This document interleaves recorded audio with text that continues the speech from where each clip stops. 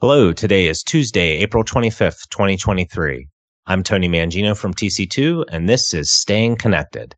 When the last sticking point in your negotiation is resolved, the commercial deal can be handed over to the lawyers for drafting. But how can you be sure that the terms, conditions, and pricing that you fought so hard for will actually make it into the contract as intended? Understanding the potential pitfalls and planning for the complexity of transitioning your deal from commercial agreement to final contracts is key to a successful outcome. I'm joined today by Larry York, Executive Director at TC2, and Sara Crifasi, Counsel at LB3. On today's podcast, we're going to discuss the importance of a coordinated deal handoff from the business team to legal. Sara and Larry, thank you both for joining me today. Thanks, Tony. Glad to be here again. Yeah, great to be here, Tony. So let's get right into it.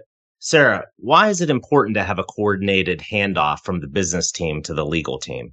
Well, in the simplest terms, a thoughtful, well-planned transition from business to legal just substantially increases the likelihood of translating the business agreement into enforceable contract language as accurately and efficiently as possible. As you all know, legal teams from the supplier side are experts in negotiating terms that reflect a watered-down interpretation of their obligations, which, left unchecked, can fundamentally alter the business deal that was negotiated. It's really helpful in my work to have both a clear understanding of the key terms that were agreed on, as well as the supporting details to best facilitate the contract drafting. Thanks, Sara. So, Larry, what's your overall view on the handoff from business to legal? Tony, having a plan to support the legal team in their negotiations is absolutely critical to achieving an optimal outcome. For example, it's fairly common to encounter situations where an account team will overpromise in order to win or retain the business, and then count on the lawyers to claw back on the RFP compliances. This scenario can play out when translating commercial terms, service levels, and even proposed pricing. Well, I can see how there might be some negotiation around translating agreed upon commercial terms into actual contract language, but contracting for the agreed upon service levels and pricing should be a straightforward exercise, is it not? It's not. When it comes to SLAs, expect the legal team and their engineering counterparts to attempt to introduce exemptions and exclusions to the agreed upon service levels that at best water them down or more likely eliminate them altogether. This may manifest itself in country regional exclusions, the number of missed metrics or outages that occur before credits are triggered, and arcane service level achievement calculations. As for the pricing, anyone that works in this space will tell you that the contracting for traditional land services is unduly complex and varies immensely from supplier to supplier. The pricing constructs for emerging services such as SD-WAN, cloud, and all of the as-a-service offerings, as well as managed outsourced services, absolutely require experts from the commercial team to validate with legal that the pricing proposed is what actually makes its way into the contract. Interesting. Sara, describe to me a situation where not having a coordinated handoff has led to problems in the contracting process. Oh, sure. So in one instance, an enterprise's consultants were reticent to provide legal with the underlying RFP documents, including the vendor's responses, thinking somehow that they were unnecessary to the drafting of the contract. Not providing the entire set of RFP documents to legal, or at least not providing them in a timely manner, just wasted time that could have been better spent drafting and negotiating. And on that note, actually, it's very helpful to involve legal in drafting or reviewing some of the RFP materials, at least the legal terms and conditions section, so the key provisions are not missed or misstated, which would just frustrate both sides.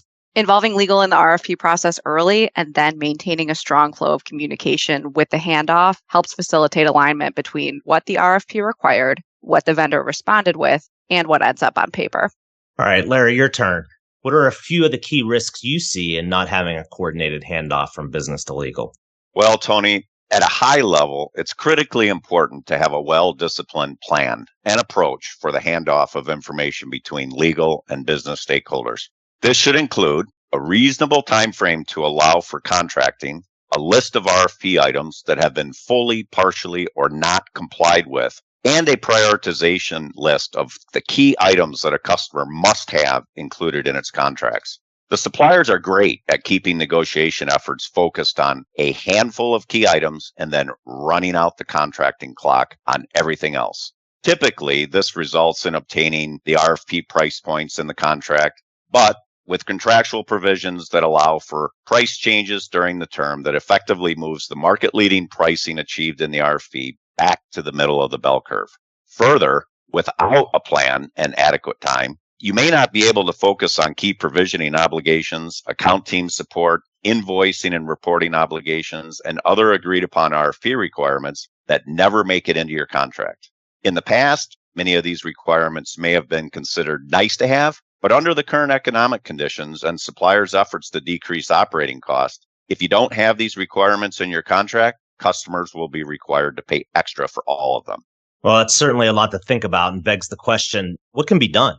Sara? Well, a big risk is that the entirety of the business deal never makes it into the final contract. In the case of contracting on the back of an RFP, for example, it's not uncommon to have over 100 pages of supplier compliance to document in the agreement. Layer onto that the reality that you'll likely be amending an existing agreement that was drafted on supplier paper that may have problems all of its own. If not amending an existing agreement, then chances are that you'll be starting from supplier boilerplate that is not customer friendly and is not purpose-built to accommodate custom terms that were negotiated by the business teams. To address this, when working with my colleagues at TC2, we utilize a compliance mapping tool that forces suppliers to map by RFP response section to the actual contract document.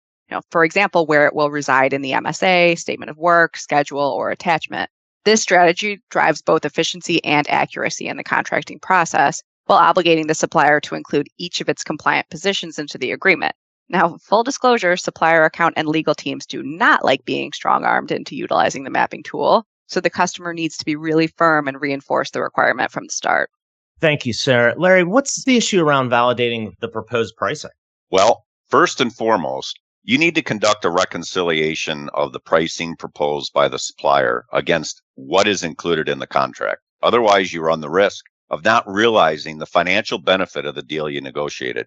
First, you need to confirm that all the proposed pricing for the both current and future service elements is included in the draft pricing schedules. I mentioned earlier that the pricing constructs for each supplier vary significantly, so you'll need to be able to reconcile back to your TCO models utilizing the supplier pricing constructs in order to validate.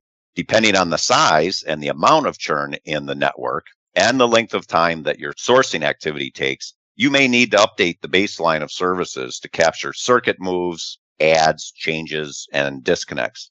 This is a critical step to make sure you have contracted rates for the services that reflect market pricing achieved while you still have leverage. Finally, it's critically important to have an updated and accurate model of the services and revenue in scope, as this will be the primary input into the calculation of revenue commitment to be included in the deal. Coordinating this activity with legal is key, as the revenue commitment is one of the most, if not the most, important deal constructs. Thanks, Larry. Sara, any final thoughts or tips for our listeners? Sure. First, I'd advise enterprise customers to be aware of any terms and conditions in the proposed agreement that negate or conflict with the deal that the business team negotiated. One example is the service order form, which is ostensibly an instrument for ordering circuits, but which can contain individual service or circuit term commitments that conflict with the commercial deal. And next, I just reiterate that it can be very beneficial to engage the legal team before commercial negotiations have concluded, even if in the background. The legal team will benefit from understanding the dynamics of the negotiations to date and the key deal points to focus on. Depending on timing and strategy, the legal team may even be able to leverage the fact that an award of business has not been finalized to strengthen their negotiating position. Thanks, Sara. Larry, any final thoughts? Yes, Tony. First, I'd like to reiterate, you must have a plan. Don't assume that when the business deal is closed that your job is done. To the contrary, it's just beginning. Organizing a deal package to hand off to the legal team, including the contract mapping tool that Sara described earlier, is a great start. Requiring that the commercial team from the supplier side is engaged throughout the contracting phase is critical, as well as having access to senior leadership from both the customer and the supplier. Finally, account for the time involved in the contracting process to effectively manage any existing contract terminations and transition activities and to preserve the business case of the new deal. Okay, thanks, Sara and Larry, for sharing your perspectives and experience on the importance of a coordinated deal handoff from business to legal. You can reach out to Sara, Larry, or me, or any of our TC2 and LB3 colleagues to discuss how to effectively manage your next ICT negotiation or renegotiation. Finally, you can stay up to date by subscribing to Staying Connected, by checking out our website, and by following us on LinkedIn.